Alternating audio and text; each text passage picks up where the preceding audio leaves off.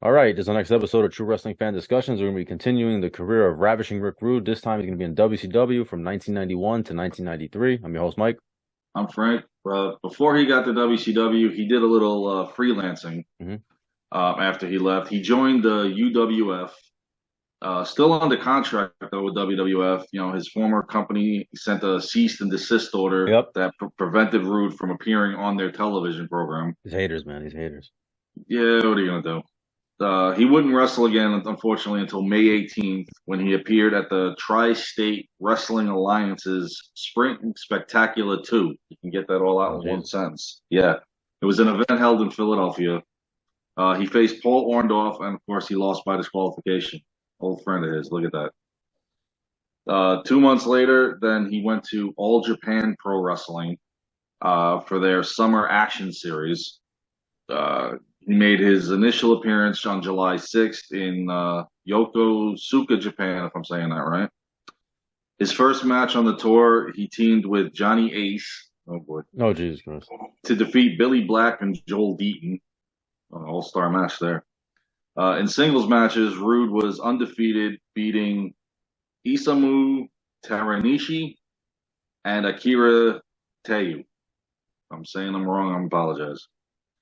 His final appearance was on July 19th, where he teamed once again with Johnny Ace in a losing effort against Dan Spivey and Stan Hansen. So there's a wackadoo bunch for you right there, them two. So he also appeared in IWCCW, International World Class Championship Wrestling. They had to eventually they changed the name, where he had a confrontation there briefly with the Honky Tonk Man, Oh, shoot. and that was Throwback. about it. Yeah, WWF reunion. seriously, one and done. That's all it was. See ya. So after spending a year wrestling on select shows and on the independent circuit, as well as All Japan Pro Wrestling, Rude returned to WCW, which had originally been Jim Crockett Promotions prior to being sold to Ted Turner in 1988. Hmm. His appearance was made October 27th at Halloween Havoc. Rude returned under the mask as the WCW Phantom. Yeah. He defeated Z-Man and then unmasked later that night. Once you, I mean, Joining Paul Heyman. yeah, and once we watched this match, we critiqued the pay Hmm. per view. Once he did that finishing move to Z-Man, I remember Shivani going, "That move looks familiar." Yeah. You knew right away. Rude Awakening. Oh, Rude's here. Yeah. They signed him. Good for them. You know, he needed it. And of course, that night, like you said, joined the Dangerous Alliance with Well, technically, Paul. it wasn't a Dangerous Alliance yet, but No, but it was forming. it was forming. I think like a week later they officially formed the Dangerous Yeah, you, Alliance. you had Paul Lee, you had Medusa, Arn Anderson, Bobby Eaton, Larry Zabisco, and Stunning Steve Right. Austin. Right. That's what it eventually becomes. Like right after Well, that. an impressive crew. And this is Hmm. 92 was one of my 91 into 92 was one of my Hmm. favorite years with the Dangerous Alliance. Oh yeah, no, it was a good underrated faction. Definitely. They didn't give them enough time, but you know. No, they didn't. But what are you gonna do? November 19th at Clash of the Champions 17, Rude defeated Sting to win the WCW United States Championship. So right off the bat, he's a champion. Didn't Right, and take long at all. he has started his beef with Sting. He started at Havoc, right? He did Yeah, start his came yeah. back later that night. Right. So that's what started it. I think that night at Clash, I think that was the night that Luger attacks Sting, and then Sting goes to the hospital, and then they say, well, if Sting doesn't come back from the hospital, we're gonna strip him of the title. He limps out there. Turns out Paul Heyman hired Luger to attack him, but Yeah, Rude ultimately is victorious. I yep. think that's the story. It sounds familiar, Yeah. but yeah. So Rude already, what is it? Not even a month into the organization, he's already champion. He also not only that match, but he would be involved in a number of high profile matches with Sting over the next few months, as Hmm. well as Ricky the Dragon Steamboat. Hmm. On December 29th at Starrcade, Rick Rude teamed with Steve Austin to Yes. defeat Van Hammer and Big Josh doink, to qualify for the Battle Bowl later on that evening. During the Battle Bowl, Rude was part of the Final Four but was eliminated, and Sting ultimately won the match. So, going into 1992, after a pretty successful ending of 91 in Hmm. WCW in the short-lived time, January 21st, Clash of the Champions 18, Rude and Austin, unfortunately, were defeated by Sting and Ricky the Dragon Steamboat. What a team. Yeah, yeah. There's a lot of star power between the four of them, you know? Yeah, and that's why I don't understand. Main event attractions in '92 were scarce, but you had all these He has guys. the star power, yeah. Yeah, and you didn't realize it. If you go back, if you can pull the Back to the Future with the almanac and go back, Bischoff Yeah. would be or WCW would be the ultimate winner, but you can't. So at Super Brawl 2, Rude successfully defended the U.S. title against Ricky the Dragon Steamboat. Mm-hmm. Following that pay-per-view on May 17th at Wrestle War, Rude teamed with Austin, Anderson, Eaton, and Zabisco in a losing effort in War Games. It was a War Games match. Yeah, against Sting, Ricky the Dragon Steamboat, Dustin Rhodes, Barry Windham, and Nikita Koloff. That was one of the best ones we've seen. Yeah, I haven't seen this in years. Eventually, we're gonna review this. Yeah, we got to. Yeah, because that was one of the best, one of their top 5 War Game matches. Yeah. Absolutely. Yeah. So, on June 16th at the Clash of the Champions 19, Rude teamed once again with Steve Austin in the NWA Tag Team Title Tournament, where they defeated Marcus Bagwell and Z-Man in the first round. The tournament would commence at Great American Bash in July. I did remember seeing this. I believe on one of the pay-per-views too. They also had a tournament match and then they said that it would culminate at the Bash. I don't remember, but too many tag team. They were known for tag team titles. The NWA, the WCW, the US tag titles were phasing out. So, right. Yeah. And to be quite honest, I actually did like the US tag team titles. I did too. The plate was nice. Too bad that it didn't last. What are you gonna do? The 6-man tag also was phased out by this point, so they didn't go any further with that. Yeah. So now we've documented this because we covered the pay-per-view because it has to be one of Rude's best matches. June 20th, Beach Blast.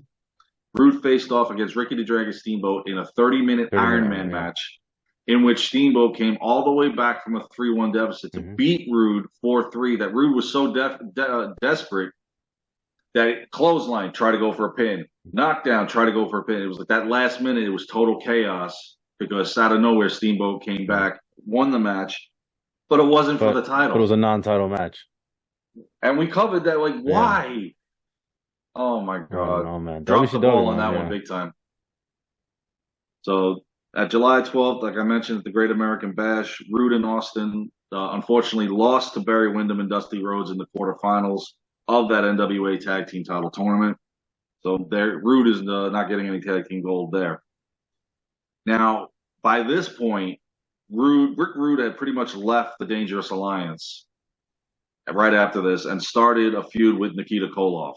Yeah, they broke up I forget when exactly the Dangerous Alliance just dissolved. It was started because Medusa was the first. After Dangerously fired her, she would still come out with Rude.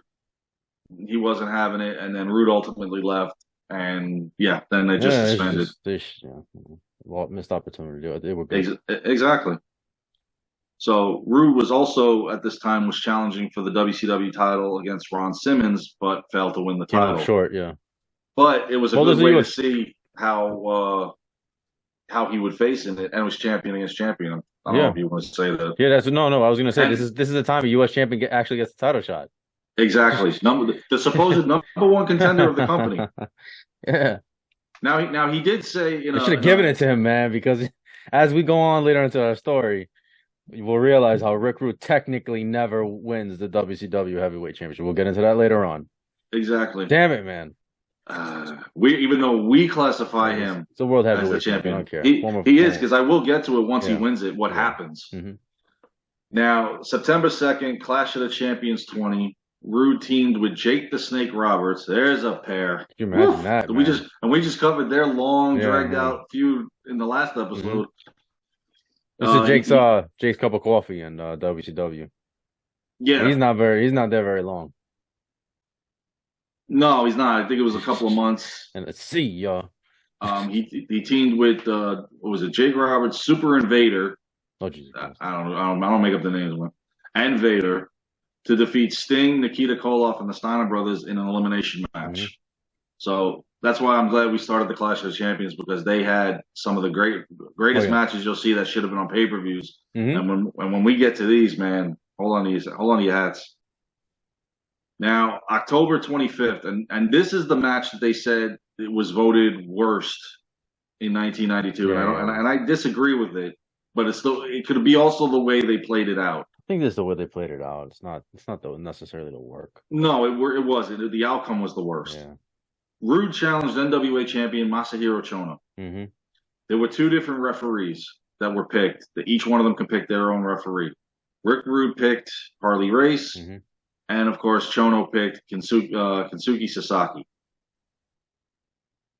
So Rude wins this match by disqualification. It was a total cluster screw up. Can't say the other word on this, but it was, and that's probably why they gave it that. But I don't feel that it was. I think if you want to vote on worst outcome of 1992, then yeah, by Hmm. all means vote for this. But as far as worst match, No, no, him and Chono had a pretty good match. So November 18th, another Clash of the Champions, 21. Rude loses to Sting in the King of Cable semifinal match. At least, thank God you lost this because this was a. King of the I Cable. don't, yeah, I don't understand. It never Yeah. went anywhere. Yeah. Sting and Vader in the finals. Well, Rude kept his belt though at least. He still has it. Yep. Unfortunately, in December of that year, Rude suffered a legitimate neck injury Hmm. and was forced to forfeit the U.S. title, ending a 14-month reign, which is pretty impressive. Still stands today as the second longest Yep. reign in the history of that title. So, is it Luger that holds the longest? I don't remember who the Luger or record holder Flair? I is. think it's one of them. But pretty impressive on Hmm. Rude's behalf. He just gets there. He holds the title for well over a year and technically doesn't lose it. So in April of '93, Rude returned alone and tried to reclaim the U.S. title from Dustin Rhodes, but who won the title while he was injured. So technically, Rhodes had to beat him, in my opinion, and To to be actually the say, "I man, am." you got You got to to beat beat the the man, man. and technically he did. So now you could say, okay, he won the tournament and he's the placeholder, but he just beat the former champion, so now he Hmm. is recognized, at least in my opinion. Because every time you do a tournament and somebody has to drop the title, it's not the same because you didn't beat them. They're technically still the champion. It's like go out and beat them and then declare yourself. Hmm. So on June 17th, Clash of the Champions 23, Rude teamed with Vader and Sid Vicious to defeat Dustin Rhodes, Sting, and the British Bulldog. There's another impressive main event No, for a Clash. definitely. Yeah. So unfortunately, the title between the two would eventually be held up after several controversial finishes to matches between Rudes and Rhodes. All right, so it's vacant, right? The title's actually U.S. Bacon's title's got the title vacant. Yeah, again. here we go again. And this is what we covered this pay per view as well. On July 18th at Beach Blast, they tried to duplicate a year before.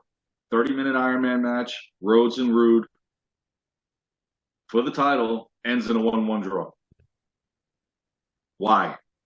What are you hoping to accomplish here? You got to have some sort of a resolution. I mean, the good thing is This that should have been it. the good thing at least is that Rude is getting his time to shine. He's getting his time to shine. He's putting on great performances. His character is over. He's a great heel, and he's doing good work. Yeah. Finally, though, they did come up with a solution for the U.S. title, a best of three series between them.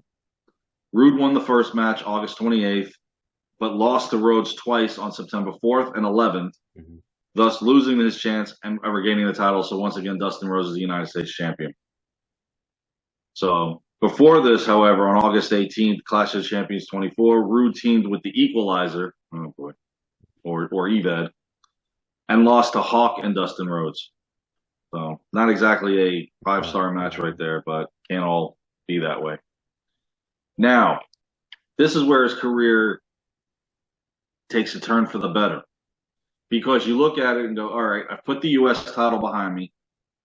I'm not winning it. Rhodes has got it. He's the ultimate better man. What else can I do? What else better can I do than to go for the heavyweight championship? So it's exactly what he did. He set his sights on the NBA, right? On the NWA World title. Making his intentions clear on August 28th when he was a guest on World Champ Ric Flair's "A Flair for the Gold" talk segment. Now, this segment was No, hilarious, it was man. great. He's talking to him, and Rude and Flair's praising him. Hmm. Greatest U.S. champion of all time. And Yeah, he's like, "Oh, whoa, I'm over here." He's looking at Fifi. Fifi, yeah, Who wouldn't be looking at Fifi? yeah. I was looking at Fifi. You were looking at Mhm. Fifi. Fifi was looking at Fifi. I can't. I love the name Fifi. Yeah. It's perfect. Even though she didn't speak French, but you know, it's minor details. It doesn't matter. We're not looking for language skills Mhm. here. So, Flair, he's talking about Beach Blast, about how Rude and Rhodes, and Rude said, yeah, Beach Blast was great, but I have other things on my mind. And of course, he told Fifi, now he goes over to Fifi, told her, I gave you my phone number, told you, he expected her to call him. Flair got in the middle of them. Rude told him, I didn't tell you how to, I don't tell you how to conduct yourself, your love life, excuse me. Mhm. Don't tell me how to conduct mine. I mean, you see where this is almost going here. Rude, kiss Fifi, and then she gets slapped by him, and Flair's trying to brush it up, like, hey man, things happen. He grabs Fifi, walks off. Rude grabs the world title, bashes Yep. Flair in the back of the head, followed by a rude awakening on the floor. So pretty much now we know Yep. what's going on. What And the was this the one where he picked up Fifi and walked off with her, or was that another segment? that was in a match that he tried to kidnap her. Okay, I think it might have been okay. a Halloween Havoc. I think it was Oh one of those Lord, matches where he tried to kidnap her. So a little backstory: these good. guys had legitimate heat over Fifi, even though Rude Oh was married Lord. at the time and Flair was married at the time. Rumor and innuendo is that Rude and Fifi had something going on, and as we know, Flair ends up with Fifi at back then, and at some point, I think she's one of his ex-wives or something like that Oh later boy. on. Yeah, so there was like a lot of real life heat and tension there, you know. We got a Dark Side of the Ring episode Yeah. here. Um, Flair, Rude, and Fifi. Now it's worth mentioning. So right now, Flair is still technically the NWA champion. Now this becomes a big cluster because the NWA board of directors wants say so in who gets the title. So once they catch wind that Rude is going to be the champion, they try to put the kibosh on it and don't want him recognized as the NWA champion. WCW saying no, we're putting the belt on him, and we actually own the belt, but they didn't own the name NWA. It was just weird, like legal, nonsense Yeah. going back and forth. So then we lead.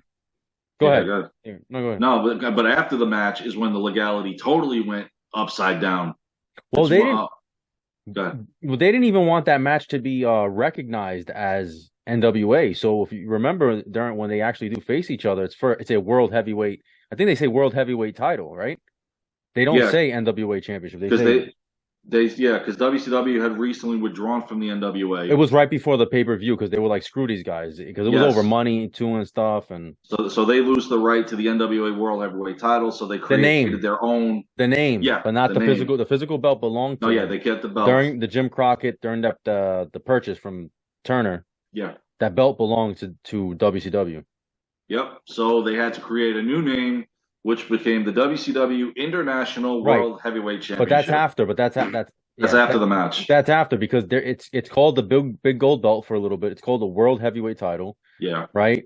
And then it becomes the international title, which is so stupid. So stupid. Either way, September 19th, the Yeah. Fall Brawl, Rude beats Flair and becomes Yes. World Heavyweight Champion. He's World Heavyweight Champion. I don't care what anybody says.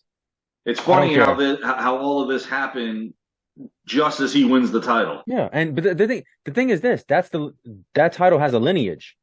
Mhm. It has a lineage, It does. right? So you can't turn around and say, well, now that this is just a new belt, it's the international title, and we don't recognize that. Like people don't say like he's a former heavyweight champion. I don't care what anybody says. We talked about He this is. many times. Yeah, And we'll say it probably a million more right. when it comes up when we do that when we cover any of these matches that involves him as the title holder. He is the world heavyweight Right. champion. Beats Flair. He cuts a great promo that I don't know if it was the next week with Tony Schiavone. Tony Schiavone comes to his house. He's got the suit on. He's got the belt, and he looked good with the belt, man. The belt fit Oh him. yes, he did. Like he looked like a champion. He spoke like a champion. He gave a great promo how he was the man now and everything, and how later on he cuts a promo. It's at some point he cuts a promo where they held him down in WWF when he was the IC champion. So Flair's doing not Flair. Rude's doing good for himself. Yes, he is. His first title defense, October 24th, Halloween Havoc. He defended the title in a rematch against Ric Flair Mm-hmm. with Terry Taylor as the special guest Oh, Jesus referee. Christ. Rude won by disqualification. So he didn't get a clean victory over Flair, but he gets the win again against Flair. And of course, we go on to November 10th, Clash of the Champions 25. Rude did defend the title against Road Warrior Hawk. Yeah, that was I think shit. What I don't know if that was the last minute replacement. I forget when Davey Boy gets fired. I And they think this replaced was No, they might have replaced him with the Big Boss Man or the Boss. That's later. That's at Starrcade, I Starrcade. They think. did that. Yeah, Starrcade. yeah. He did. I got confused. Got confused. And it just seems like once the title name changed, his competition changed. Like it wasn't top tier Well, anymore. this gets messy because I don't know if you remember this. Remember, Sid gets fired here too Yes, he does. for the whole, stabbing incident Arn with Arn Anderson Anderson. incident. So supposedly, Sid was supposed to become the unified champion. He was supposed to get the belt. I don't know. I think I think he was supposed to be Vader for the title, for the WCW title, World Heavyweight title, right? WCW. And then he was supposed to face Rude in a unification fight. And Sid was supposed to be the unified champion. But Sid gets fired before any of that stuff could happen. So Sid's out, Bulldog's out. We don't know. Yeah, that's what's going on. Yeah. So pretty much this is why the lack of talent in the end of '93 was garbage. Yeah, it gets a little messy. Garbage. Yeah. So he beats Hawk, right? Obviously, he beats. No, double count out. Oh, double count out. Yeah, they beat the crap out of each other. It's double count outs and disqualifications is all we do. So November 20th at Battle Bowl, once again, Rick Rude this time was teamed with Shanghai Pierce to defeat Marcus Bagwell and Tex Slazenger to qualify for Battle Bowl. Yeah, I ain't saying this Battle Bowl was nowhere near the first one. Later that night, Battle Bowl was won by Vader.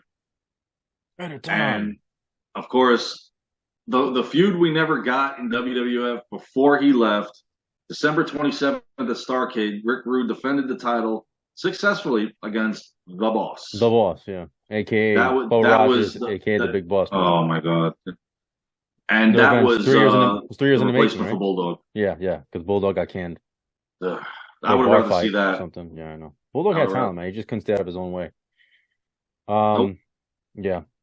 So 91, ended pretty good for him. 92 was awesome. 93 ended on a high note. I mean, the guy's man, he's kicking ass, man. He's getting, like I said, he's getting the recognition that he deserved. Finally, because how many interviews did he do where he said he is one of the top tier talents here?